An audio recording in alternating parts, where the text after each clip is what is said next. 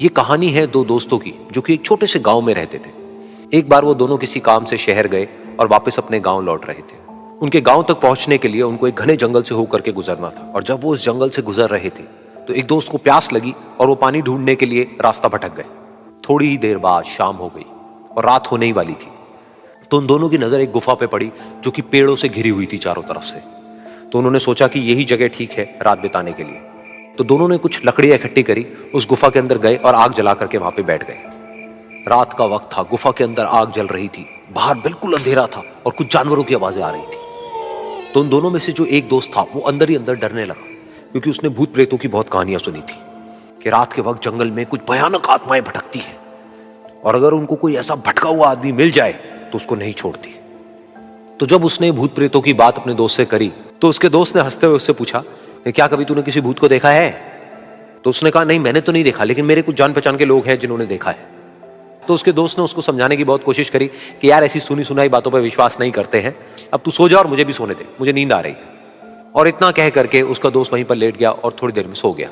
लेकिन वो जो अंदर से डरा हुआ था वो लेट तो गया, लेकिन उसको नींद नहीं आ रही थी। उसको लग रहा था कि शायद यहां पर कहीं कोई है जो छुप करके कहीं से उसको देख रहा है। उस आग की वजह से कुछ परछाइयां बन रही थी वहां पर पत्थरों पर, तो उन परछाइयों को देख करके भी वो डर रहा था। फिर कुछ घंटे तक ऐसे ही चलता रहा। फिर उसके बाद में क्योंकि वो थका हुआ था तो उसको नींद आ गई। लेकिन नींद आने के कुछ देर बाद ही उसको एक सपना आया। सपने में उसको एक बहुत ही भयानक परछाई उसकी तरफ बढ़ती हुई नजर आई। अब जैसे जैसे वो अंदर से डरता चला जा रहा था, वो परछाई उसके और पास आती चली जा रही थी और बड़ी होती चली जा रही थी। और उस परछाई में एक हाथ उसको नजर आया जिसके बड़े बड़े नाखून थे, और वो हाथ उसकी तरफ बढ़ता चला गया और उसके गले तक पहुंचने ही वाला था कि तभी वो डर करके एकदम से उठा। फिर उसने अपने दोस्त की तरफ देखा जो कि सो रहा था, उसको पकड़ करके जोर से उठाया।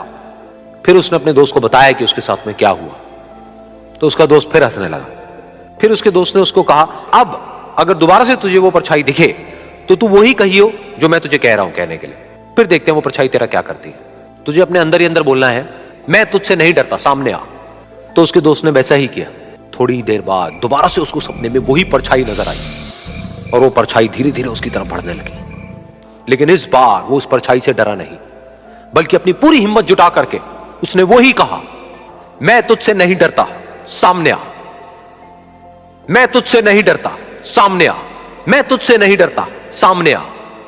जैसे जैसे वो ये बोलने लगा वो परछाई छोटी होने लगी और उससे दूर होने लगी। वो बोलता रहा, वो परछाई छोटी होती रही और धीरे धीरे वो परछाई दिखनी बंद हो गई।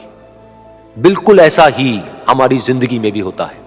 हमारे अंदर जितने भी डर है, उससे हम जितना डरते हैं हम उतना ही छोटे होते चले जाते हैं और वो डर उतने ही बड़े होते चले जाते हैं।